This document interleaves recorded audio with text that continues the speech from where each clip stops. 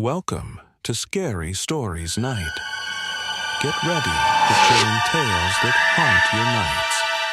Tell us in the comments where and when you're listening. Don't forget to subscribe and turn on the bell for more horror.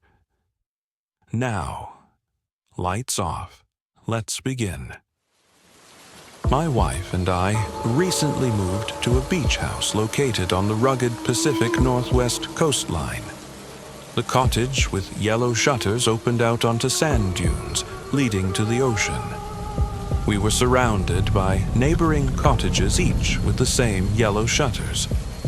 We went on our first early morning dog walk with Barry along the ocean front.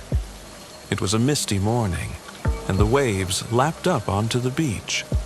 It was perfect, a far cry from dog walks in small parks. We passed several dog walkers weaving in and out of the surf. I noticed that they were all barefoot. I slipped off my shoes and socks. I craved to feel the sand beneath my feet. I instantly felt the cold from the wet sand. A wave brushed over my feet. I grimaced. The water was freezing. Alice looked at me. "Are you okay?" I faked a smile. "Just a bit chilly." We continued walking along the shoreline and passed several more barefoot dog walkers. My legs were numb, but I was too embarrassed to let on.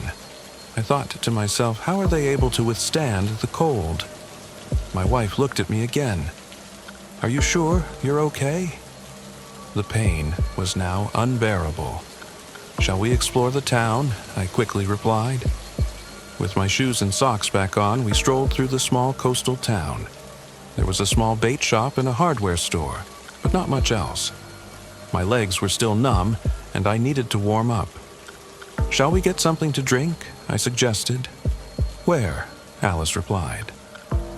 We walked around for a while, looking for a coffee shop, but couldn't find one. We passed a middle-aged couple sitting on a bench gazing out at the ocean. I stopped and smiled. "Excuse me, is there a coffee shop nearby?"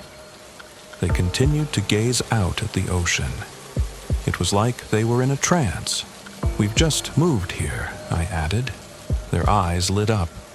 The lady pointed to a nearby street. "Helen's tea room is right around the corner." "Thank you," I replied. The gentleman chuckled. "That'll warm your legs up." I was taken aback by his response. How did he know my legs felt like icicles? We entered a quaint tea room decorated with 19th century antique furniture. The place was packed with locals sitting together and drinking tea. They stopped talking and stared at us. My wife and I exchanged a look. "We must look like tourists," I quipped. A mysterious lady in her late 70s wearing a robe greeted us. My wife nervously smiled. "You have a charming little place." Helen frowned. "Sorry, we are fully booked." I scanned the room and noticed an empty table in the corner. "We've just moved here," I said. She stared at me. "One of the cottages along the beach with the yellow shutters." Helen's eyes lit up. "Please come this way. Let's warm up those legs." Helen poured us a steaming cup of yellowish tea. "Our special blend," she told us. "Do you get many tourists here?" Alice asked. "They leave once it's too cold to swim," she replied. Helen left and poured the yellowish tea to another couple. My wife and I looked at each other and took a sip. The locals watched. The warmth of the tea radiated through my body. I felt a tingling sensation in my legs.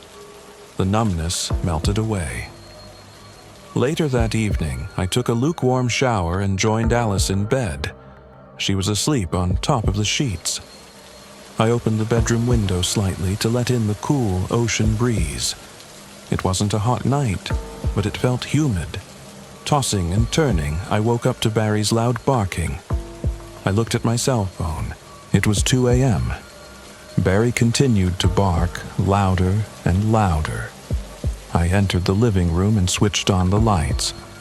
Barry was jumping up at the window, barking at something outside. I tentatively went outside and picked up a beach stone. My heart was pounding through my chest. What if it was an intruder? Anyone could easily access our property via the beach. I saw a light coming from my neighbor's porch. To my surprise, my neighbor was rinsing off in his outdoor shower. I put down the stone and walked over. My neighbor, who was in his early 40s, gym fit, wrapped a towel around his waist. He smiled and extended out his hand. "I'm Jim. You must be our new neighbors." I stared at him in disbelief. "Jim, it's 2 a.m.? He casually replied, "Lovely evening for a dip." Surely he didn't mean the ocean. It's like 50 degrees. He would get hypothermia. Jim kept smiling. "You're welcome to join us one night." I just stood there. He turned and went back into his beach house. A patch of salt water on his shoulder absorbed into his yellowish skin. I struggled to go back to sleep. It was too hot and my mind was racing. Did our crazy neighbor really invite us for a dip in the ocean? I woke up the next morning drenched in sweat. I wearily entered the living room and saw Alice outside on the deck in her nightgown, painting the ocean. I joined her. "How long have you been up?" I asked. "I couldn't sleep. It was too muggy," she replied. She began to paint a yellowish figure swimming in the ocean. I stared at the yellow figure. "That's funny, you should paint that. I spoke to our neighbor last night. He'd just got back from his nightly swim in the ocean." Alice looked up. "Some people go Arctic swimming." Of course, Alice was right, but the whole encounter still seemed odd. All day, I couldn't stop thinking about my strange interaction with the neighbor. He seemed so relaxed. Why wasn't he shivering? Why was his skin the same yellowish color as in my wife's painting? That evening, I waited up. I had to see with my own eyes if my neighbor went for a swim in the ocean. I was getting tired and nodded off in my deck chair. I awoke to voices coming from the ocean. I crept down to the shoreline. It was pitch black, except for a yellowish glow shining off the water. To my utter shock, my neighbors were swimming and bathing in the freezing ocean. Some were diving under the water, while others floated on their backs. I crouched behind a sand dune, trying to stay hidden. Jim stood up in the water, and I caught his eye. He smiled and waved for me to join them. I ran as fast as I could back to my beach house. I could hear them splashing in the waves from behind. I locked the doors and closed the shutters. I was sweating profusely. I thought to myself, this is insane. There's no way I could join them. I wouldn't survive. As the weeks passed, we became more settled in. We went on long beach walks with Barry and paddled our feet in the waves. There were still a few tourists around. I remembered thinking, will they ever leave us in peace? We regularly stopped off at Helen's tea room and even bought our own supply of yellow tea. Every night, my wife and I went down to the shore and watched the neighbors enjoying their nightly swim. I was no longer afraid of the freezing ocean, but despite welcoming smiles from our neighbors, I still wasn't ready to venture in. One dark winter evening, I joined my wife for a cold shower. The water felt warm on our skin. After we got out of the shower, we were dry almost immediately. I looked in the mirror and saw a yellowish glow radiate through our naked bodies. That night, we couldn't sleep. We were burning up, and our skin was red hot to the touch. Alice and I looked at each other and knew exactly what we needed to do. In our swimwear, we walked hand in hand through the sand dunes and joined our neighbors in the ocean. Our neighbors smiled at us and carried on swimming. As I submerged into the ocean, the freezing water soothed my flaming skin. I bathed and splashed around. I was in a state of euphoria. Over the next several nights, we joined our neighbors in the ocean. It was the highlight of my day. The thought of the ice-cold water hitting my skin and the feeling of truly belonging was intoxicating. It consumed my every waking moment. One evening, as we prepared for our nightly swim by taking an ice bath and drinking the yellow tea on the deck, we saw a group of young travelers on the beach, sitting around a campfire. My wife and I frowned.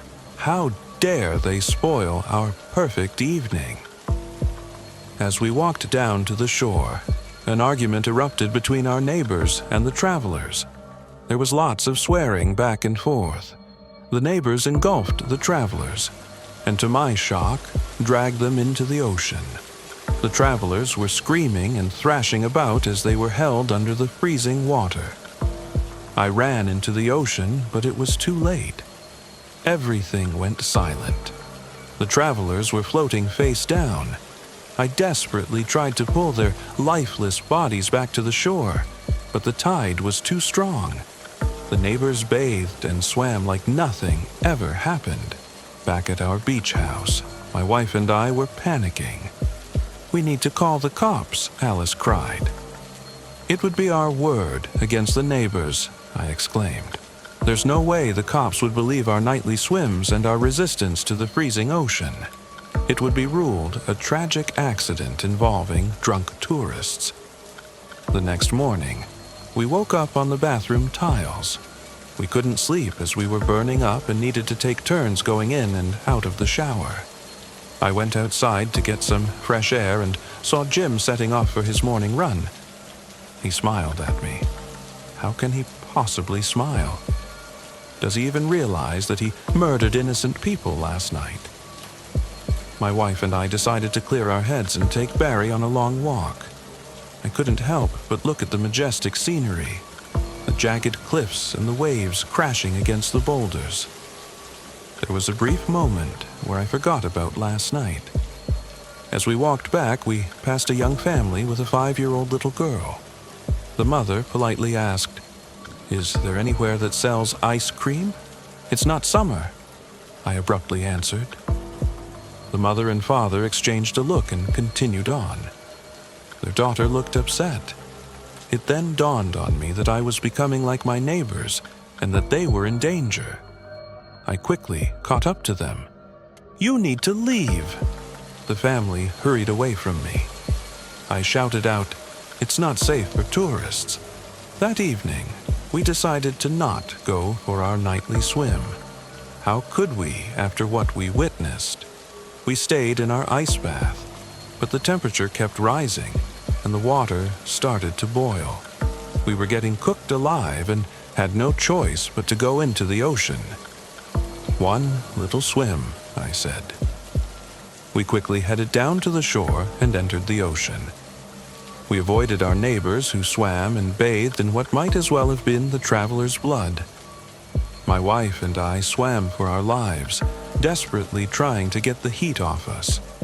Eventually, we cooled down and swam back to the shore, where we heard a muffled cry.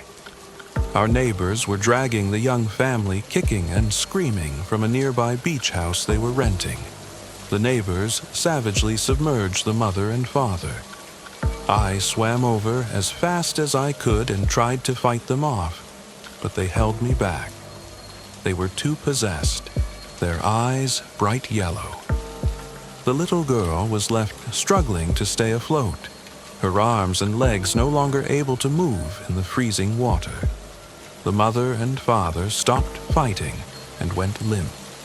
With her last gasp, the mother cried out to me, "Save her!" The little girl was taken under by a large wave. I dived deep into the water and saw her lifeless body sinking to the seabed. I grabbed her arm and pulled her to the shore. My wife and I carried the unconscious little girl to our beach house. In the background, the neighbors continued to bathe and swim with smiles on their faces. Back at the beach house, we laid the little girl down on the couch. She had gone blue and was hyperventilating. I wrapped her up in sheets, but she was still unresponsive. "We need to call 911, Alice cried. "There's no time," I replied. I looked over to the pot of tea on the kitchen counter. I gently poured the tea down her throat. A yellow glow passed through her veins. We waited with bated breath. Her eyes flashed open. Even after witnessing our neighbor's ritual killings, we could never leave the beach house. We needed our nightly swims to survive. The little girl became our daughter. She was too young to remember what happened, and now that she's older, she even goes swimming in the ocean with her friends. Every day, my wife and I walk Barry along the ocean front, and if we see a tourist, we warn them to leave.